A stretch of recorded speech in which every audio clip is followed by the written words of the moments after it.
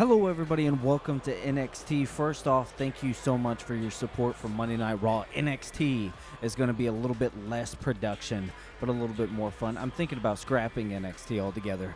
Who knows? But here's Ethan Page, presumably to bitch and complain.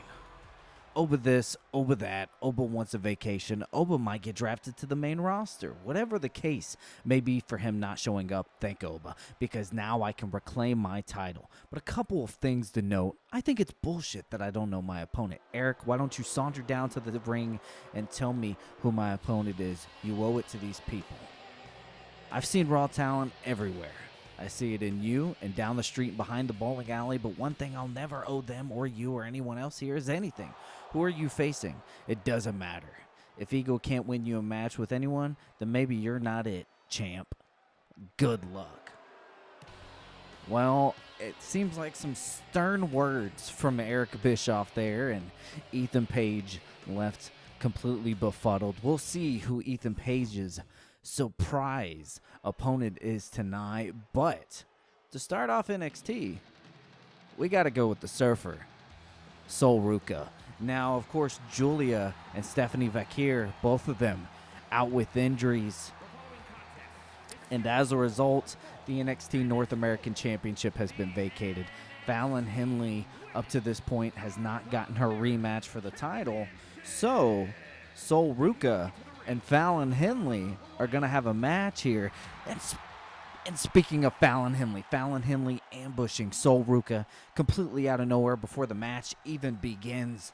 And now, instead of having a fair competition between two of the best female wrestlers, I think, in NXT, and they have a bright future in the company, we're just going to have an absolute brawl, perhaps. But Fallon Henley, my, how the mighty have fallen. She's aligned herself with JC Jane, Fatal Influence. It's like Toxic Attraction all over again. But Fallon Henley had a little bit less bite, well, than their previous leader. But regardless, Fallon Henley, cowgirl up, yeehaw, bitch. She can throw some strikes, and she's proving just that to Sol Ruca. Sol Ruca, obviously not a striker. She's more athletic, a little bit more nimble. She's a little bit more aerial, if we think about it. But Fallon Henley, straight up bruiser. And we're seeing that right now. Fallon Henley taunting Sol a little bit as we get this match underway officially. Sol Ruca, at the start of this match, has not figured out a way to stop the punching. And that's kind of one of the things you have to do. You cannot let Fallon Henley consistently punch you in the face. Or anybody, but Fallon Henley specifically in this division. She'll knock your buck teeth out. Fallon Henley floated a little bit there. And to the top rope. Fallon Henley looking for a dive or a double axe handle crossbody to Sol Ruca. And Fallon Henley going after Sol's face, contorting the neck of Sol Ruca. Next up, unannounced, we have Lexis King versus another opponent. Eric Bischoff, man, the guy is messy. He's not as well put together as Shawn Michaels or TBA on the SmackDown GM, but we can assume that he's not as messy as Eric Bischoff. I mean, the production value is lower. The matches aren't even planned out as Sol Ruca's torquing the neck of Fallon Henley. Fallon Henley fighting back, getting out of it. Elbow to the face, and Fallon Henley is out of a submission. Sol Ruca, oh my goodness, planting her face in the mat. As you can tell, guys, springboard splash. As you can tell, the production value of NXT is going to be significantly lower than Raw or SmackDown. My plan is for this show to be a little bit more fun of a show, and I'm thinking about not doing it because there are certain wrestlers on the NXT brand that I really want to use, And then the rest, I don't really care. There's not enough for me to actually have a full investment in, but we will see. We will see what comes out of this episode, the reception of this episode, and see what it's like. We've had plenty of likes on the last video, a lot of views on the last videos. I gained a shit ton of subscriptions the other day. I just want to say I appreciate Fallon Henley for the pin. Sol Ruca kicks out. Fallon Henley absolutely throwing a fit like one does in this circumstance. Fallon Henley just eyeballing the ref, making sure that the ref isn't screwing her. And JC Jane over there on the apron, ready to distract the ref whenever, as she does right there. And Sol Ruca, huge slam there. And Fallon's getting pinned. The ref is distracted clearly, and Fallon's able to get out of it. Sol's now getting caught up in the action on the apron. Sol Ruca needs to not be distracted, and this is where Fatal Influence will get you, the numbers game. Sol right now does not have the numbers. And Soul Snatcher! Fallon Henley was not expecting that. I think Sol Ruca used JC Jane as bait for Fallon Henley, and now we're going to see the count. And Fallon Henley not able to kick out. Sol Ruca is your new NXT North American Women's Champion. My goodness, what a match. Sol Ruca. What the hell? Why is Sol Ruca pushing the ref like that? I mean, I'm befuddled. Sol Ruca is the women's champion. And after a quick commercial break, we have Javion Williams slapping Lexis King, of course. You might be a Javion fan. You might be a Lex offender. But regardless, Lexis King is going to start off with a huge clothesline. Of course, Lex, the son of the late, great Brian Pillman, left one company, came back to another. I think that was a little bit of chain wrestling there, botched. But Lexis King is going to hit him with the neck breaker and just absolutely flaunt his stuff. Lexis King, on the up and coming, still has things to learn. But that's what NXT is here for. Russian leg sweep from Lexis King. I wonder what his approach is going to be. He's not a fast-paced wrestler. He's a slow, methodical wrestler. And when you speed up the pace, he gets a little gassed. But it seems like Lexis King is content with belly flopping. He's content with belly flopping. Huge miscommunication there, obviously.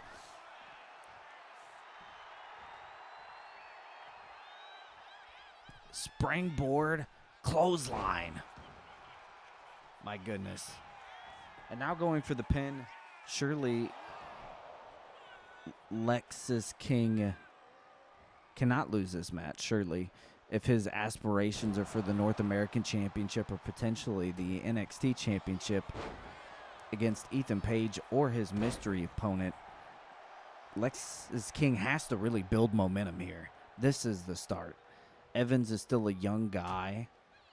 He's still got a lot of stuff to do, but boy is he bouncy, and he might throw Lexis King for a loop here if Lexis King is not careful. But see, Lexis King in this match isn't speeding up the pace. He's taking his time. He's using those moments to really keep some breath underneath him. Because if he doesn't, boom, right off the apron, and he swings him around back through the apron. He's using his pace to his best effect. Every single move has a point, has a purpose. It has to be hard. It has to be physical. And if it's not, Lex is at a natural disadvantage, especially with a young man over here who can just float and float for days. Lexis King doing what there? I don't know, but he super kicked his head off. Lexis King reversed. Now a window opens for Evans. Moonsault from the top rope. Doesn't go for the pin. And Evans springboard looking for the cutter there. And Lexis King instead content with punching, with Evans trading blows in the middle of the ring. Surely one of these guys are going to come out more bruised than they were before. Lexis King delivering another shot to Evans' face. And these two guys are just going at it. You can feel the intensity. You can feel the need to be able to win every single exchange. And if not, your hopes of moving up for the power rankings are extremely slim. Boom!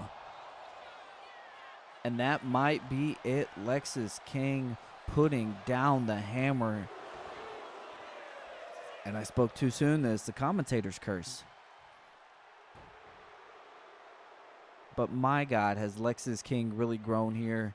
He's shown where he's at. Admittedly. Oh, reversal into some belly flopping wrestling. Don't mind me. Like I said, NXT is more of a relaxed show. I've had a beer. All right. And Lexis King just beating him to high noon. My goodness. Irish whip. God. Lexis King not having any trouble at all. Chopping this man to death. This man does not know what to do. And Lexis King is just like, man, if you're not going to counter anything, I'm just going to keep stomping you in the face. I'm going to keep chopping you in the chest. And then when it's all said and done, you can just earn your spot all over again. But me, I'm climbing up to the tippy top. Of course, he slides into NXT. All hail the king. Lexis King. And Lexis King wins this match in a dominating performance, arguably his most dominating performance since being here at NXT. Sometimes he stumbled, and sometimes he's got a brilliance about him, but there's always things to improve. Here today, it did not seem like he needed to improve anymore. This was his magnum opus, which isn't saying much, but it's something.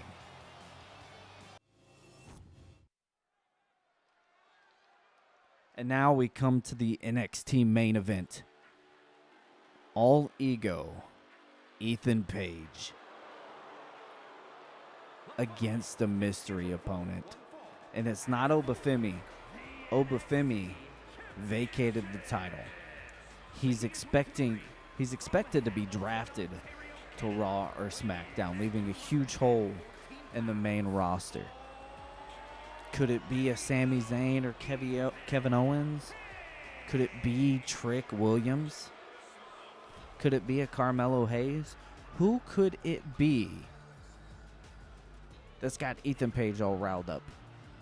Because the uncertainty for him seems to be bugging him more than anything. And what's going to be more pressing for him? The uncertainty of not knowing, or the certainty of finding out who it might be? Because it could be a Carmelo Hayes, and then Ethan Page kind of fumbles over himself a little bit. We'll see.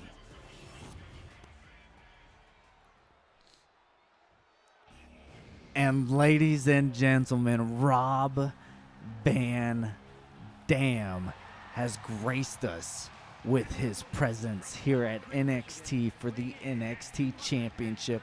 Hall of Famer, this extreme legend here.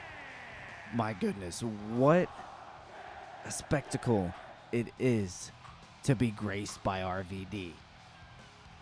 And I sense a little bit of nervousness from Ethan Page as he ambushes RVD. It's the ambush special, and Ethan Page clearly not too happy with RVD being his double axe handle just misses, and RVD climbs into the ring to start the match, and Ethan Page clearly not wanting to get in the ring yet, clearly frustrated, clearly not okay. He's trying to put on a safe face, but he's going to take his time. He's going to measure up the ring.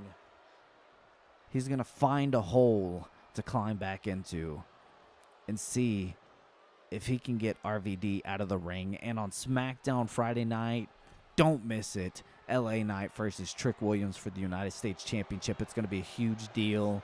And Ethan Page still calculating. And he pulls RVD out of the ring. He finally got a small little window. And now Ethan Page is going to try to strike before the match even officially begins. Oh my God, roundhouse kick to the profound martial artist, Rob Van Dam, the gymnast, RVD. He drops RVD on the damn barricade, slams him onto the floor, and now Ethan Page can control the tempo of this match.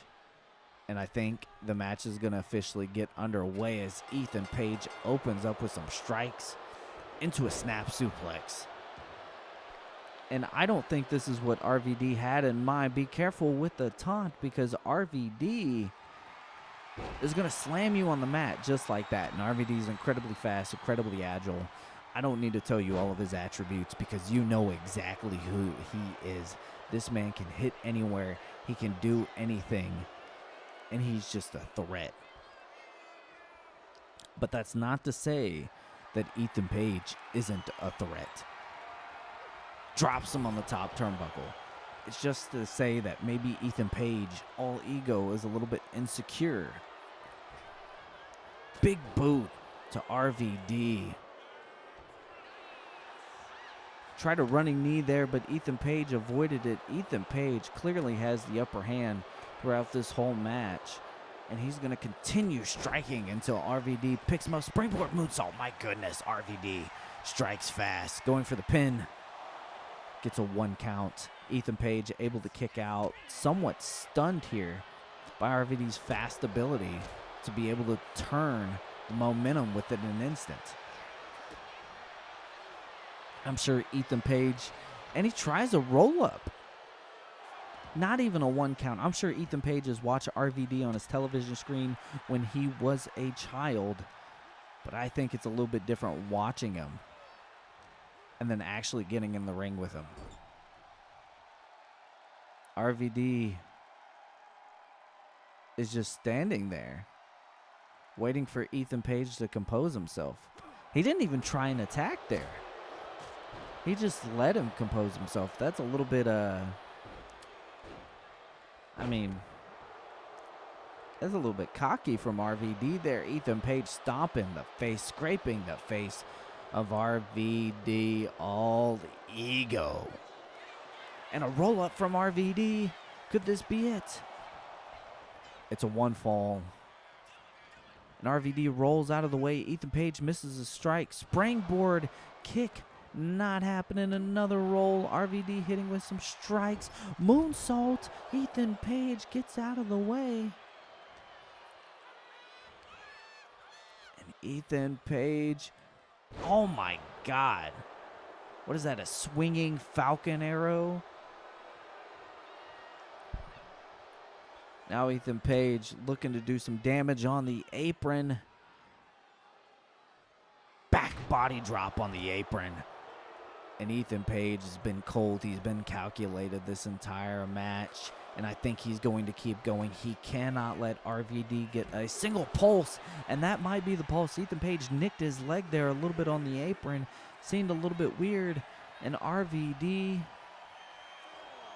wanted to go for something there. But Ethan Page had the wherewithal to create some distance. And now he's taking a breath. He's making the best use of his time outside of the ring. And RVD twisting the arm of Ethan Page. Elbow, my goodness. Ethan Page looked like he was going for a signature there, but RVD countered out of that. Oh, and slammed him on his stomach. RVD seems a little bit indecisive about his measurements. Rolls out of the way. Another slam. RVD bouncing off the ropes. Rolling thunder on Ethan Page. Is that going to be the match? And it's a 1 count. My goodness, Ethan Page doing everything in his power to stay alive in this match. Oh my goodness, what a pile driver. And now Rob Van Dam is going to size him up. Is he going for the frog splash? No, Rob Van Dam's going to pin him. And Ethan Page kicks out before a 1 count. Ethan Page's resilience is on the books here. He might not have expected RVD, but he's fighting like he is an RVD. Ethan Page is clearly elevating his level, and I think RVD, albeit surprised, is being pushed to a new level as well. Both of these men are going to be bruised after the match, I can tell you that. They already have a little ice bath in the back waiting. Ethan Page blocking. Both of these men blocking. Both of them beating the absolute hell out of each other. Their faces are going to look like Hamburger Hill after this event. And Ethan Page wins it. Oh my goodness, a twist of fate. And RVD kicks out. How did he kick out? These two men just willing to kick out of whatever. Ethan Page clearly not happy with the refs counting, giving him an eyeful. Ethan Page here going for the finish. Can he finish him? And RVD kicks out again. Ethan Page again not happy. He's looking at the ref. He's distracted. He knocks down the ref. What the hell is Ethan Page doing? All ego, right? This man is doing anything to win back the NXT Championship, and now he's beating RVD to death with a baseball bat. What the hell? Has this man lost his mind? Has he lost his stones? Has he lost his marbles? Ethan Page is content with beating. Look at his smug, disgusting face. Ethan Page is content with beating down a legend like this, insofar as it means that he wins the NXT Championship. Disgusting. Now Ethan Page taking it back to RVD, who's already bruised, who's already battered. I mean, look at the face of RVD.